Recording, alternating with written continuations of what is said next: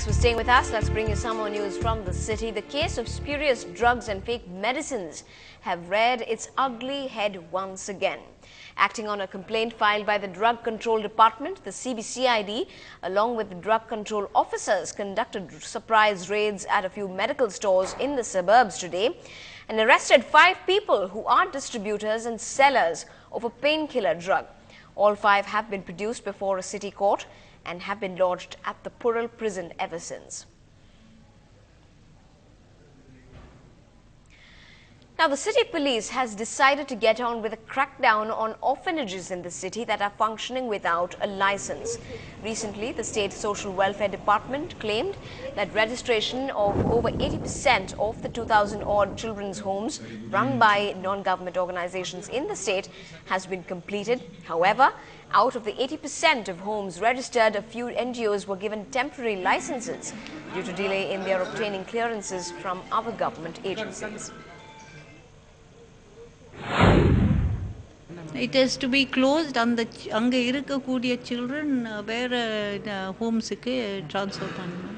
Department review பண்றாங்க safety of the homes. இப்போ எல்லா இந்த children's institutions எல்லாமே social welfare department, police, collector போய் inspect பண்ணிட்டு chief secretary-க்கு ஒரு report கூட கொடுத்திருக்காங்க whether they are all got the required licenses, etc.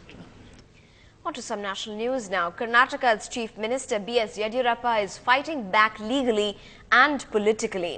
After a day of meetings with his cabinet and after the Karnataka governor sanctioned his prosecution on corruption charges, Yediyurappa has hit back, as has his party as well, which says that the governor is acting like an agent of the Congress. NDTV's Maya Sharma had an exclusive meeting with the Chief Minister, and here's what he had to say. Political developments happening thick and fast in Karnataka as the battle really between the governor and the chief minister continues. Joining us is Karnataka's chief minister, Mr. B.S. Yediyurappa. Sir, did the governor's decision to sanction prosecution take you by surprise? He had said he would do it, but after the 26th. Were you surprised? I will welcome this. I have no objection for this governor decision. Only thing is, he could have given opportunity to explain everything. He could have sent the complaint copy also, without giving any opportunity, and even not sending the copy of the complaint. And he has taken hasty decision, and he is behaving like a Congress JDS agent. This hurt us. You feel he was in a hurry to do this? He was 100%, because he himself told this, there are so many important things are involved in this. I must study whether I got this any right to take any decision.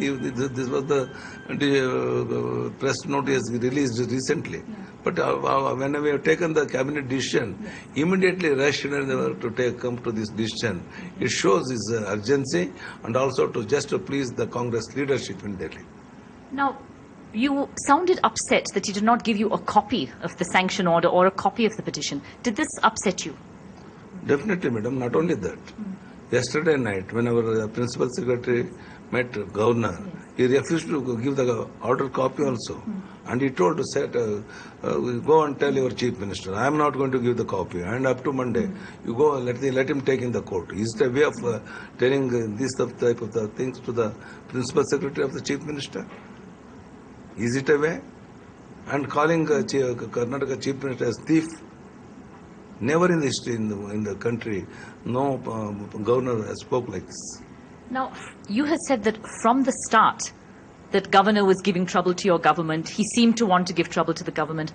Why would you think he would do this? What would be the reason? Come here as a governor to see that Congress should somehow come to power. Because day by day, Congress is losing in Lok Sabha and Taluk Panchayat and Jilla Panchayat. So he wanted to indirectly help the Congress and also JDS party. He don't like Bharatiya Janata Party to be in power in Karnataka. That is the reason that he couldn't able to achieve that mission.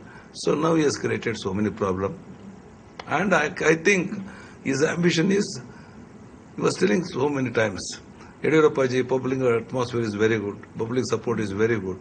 Why can't you dissolve the assembly and you will get 140, 150 seats. Openly was told 3-4 times. That means he wants to sit in this chair for 3-4 months, enjoy the power. That may be the reason. What would be your next step? The two lawyers have approached the court today. What is the next step for you legally? We will fight this issue both legally and politically. But there are clearly no laws of attraction between the state's law minister, who is called this untenable, and the union law minister's line of thought on this issue. Veerappa Moily says Governor Bharadwaj was completely within his right to do what he did. Governor is a constitutional authority. He is also a competent authority to sanction prosecution of the ministers and also the chief minister. Nobody can escape the rule of law. Corruption is on record. Nepotism is on record. That's why even the High Command of the BJP at one time asked him to step down as a chief minister. Only on that ground. And of course, ultimately, Mr. Gadkari said, what he said, the morally is not correct. What he has done is morally not correct. But actually, it is legally not correct. Meanwhile, the Union Home Minister P. Chidambaram has slammed the BJP for taking to the streets in Karnataka over the governor's go-ahead for Yediyurappa's prosecution. In a statement, Chidambaram has said it is not the first time that a governor has given his sanction to prosecute a chief minister. I am disappointed that the BJP has taken to the streets. This is not correct and is totally unacceptable.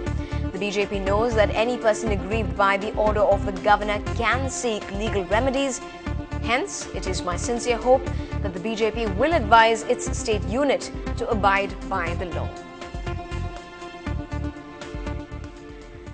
Let's move to some news from the world of sports, and in the latest updates from IPL 4, if there were once reports that Kochi owners were interested in inducting Ganguly, looks like coach Jeff Lawson doesn't really agree with that. Apparently, it was proposed that 3 of the 10 teams with auction money left, of which were the Deccan Chargers, the Kings 11 and the Kochi team, were to see if they can have a way of accommodating Ganguly. But there was just one voice from all of them that the Bengal Tiger was just too costly. Shifting to the buzz from the tennis courts of the Australian Open, world #1 Rafael Nadal survived a small scare in the third round as he got the better of Aussie wildcard Bernard Tomic in the straight sets. The 18-year-old Tomic is being called the next big thing in world tennis, and if his performance against the best player in the world was anything to go by, the praise is justified. Tomic gave Rafa a run for his money in the first set before opening up a 4-0 lead in the second. But Nadal, who is extremely fit and a skilled athlete, managed to bounce back to win the contest 6-2, 7-5, 6-3. Next up for the Spaniard is 15th seed Marin Cilic of Croatia. That's up in the 4th round. But the Indian Express has continued to roll at the Australian Open. Leander Paes and Mahesh Bhupathi cruised to round 3. The duo was pushed to a tiebreaker in the first set. In the second set, things, however, flared up between the two teams and the chair umpire had to step in. Lee and Hesh, who are playing their first Grand Slam in 9 years, took an hour and a half to beat Feliciano Lopez and Juan Monaco in straight sets, 7-6, 6-4 to enter round 3. Break it up. Confrontation between. Still ahead on the bulletin, what didn't make it to the Ravanan music album makes it to NDTV Hindu. Coming up, Rahman and the Beauty Queen for you.